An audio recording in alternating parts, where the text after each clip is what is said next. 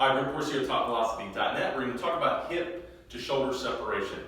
Core foundation of 3X pitching. 3X pitching is a kinetic chain approach to developing elite pitching mechanics.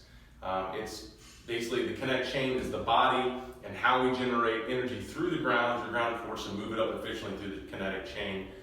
It's highly backed by research, my years of study and implementation as a pitcher and as a coach.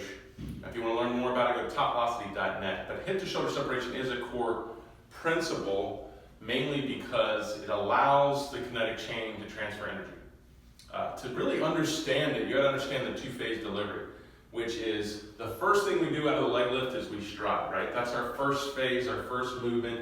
It's about 3/4 of our delivery. It's about 0.6, 0.7 seconds. Then when we hit front foot strike, shoulders should be closed. Then we throw, we call that the throwing phase. That's 1/4 your delivery, that's about 0.1, 0.2 seconds within the blink of an eye, right? So those who separate those movements better are typically more elite. They're more elite pitchers. I also talk about it in other skills like golf is the X factor, the counter movement. Hip to shoulder separation in pitching is what it is.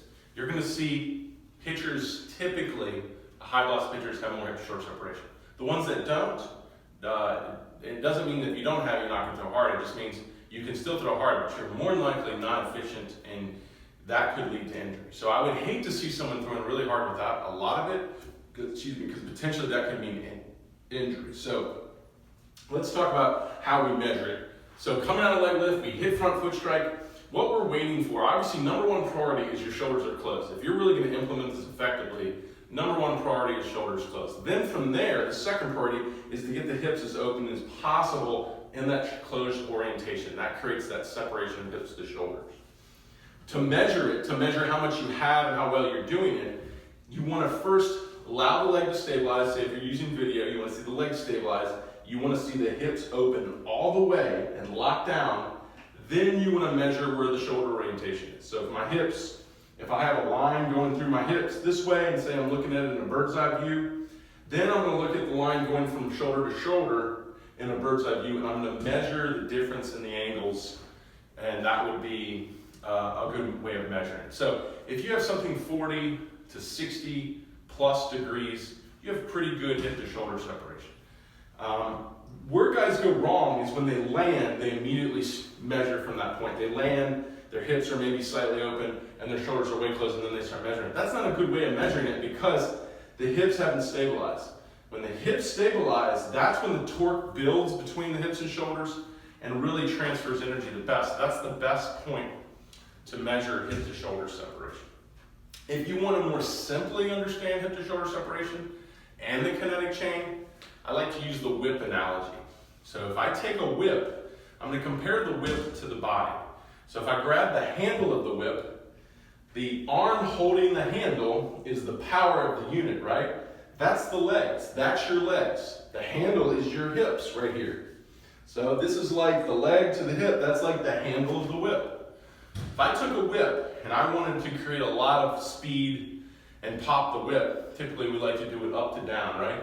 I'm going to have the handle here and the end of the whip away from the handle. And what I'm going to do is I'm going to pull the whole whip up and then reverse the direction quickly, driving the handle down with force, forcing the end of the whip to go as far away from the handle as possible to try to catch up. And that speed of catching up creates or transfers and multiplies all that energy. So once again, the legs of the whip or the legs of your body are the arm you holding the whip. The hip is the handle of the whip. The meat of the whip is the trunk, and the end of the whip is the arm. So when I go to throw the handle forward, just like when I reversed its direction, I want the end of the whip to go as far away from the handle as possible.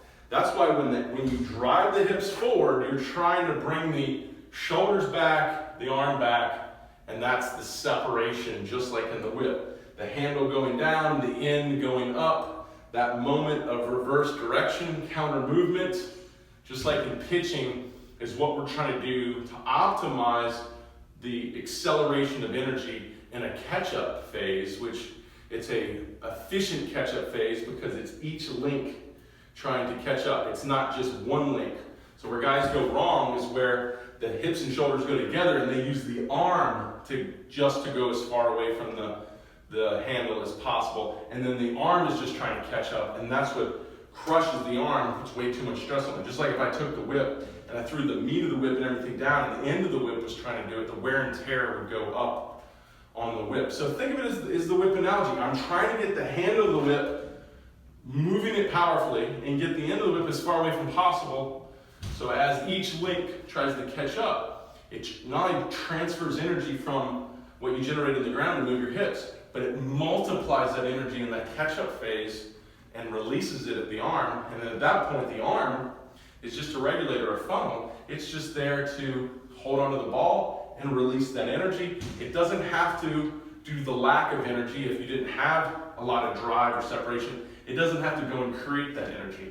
So that's probably the most in-depth understanding that you can get of hip to shoulder separation. The core foundation of this approach, there's a lot of details behind it on how to do this, how to implement this, how to train this.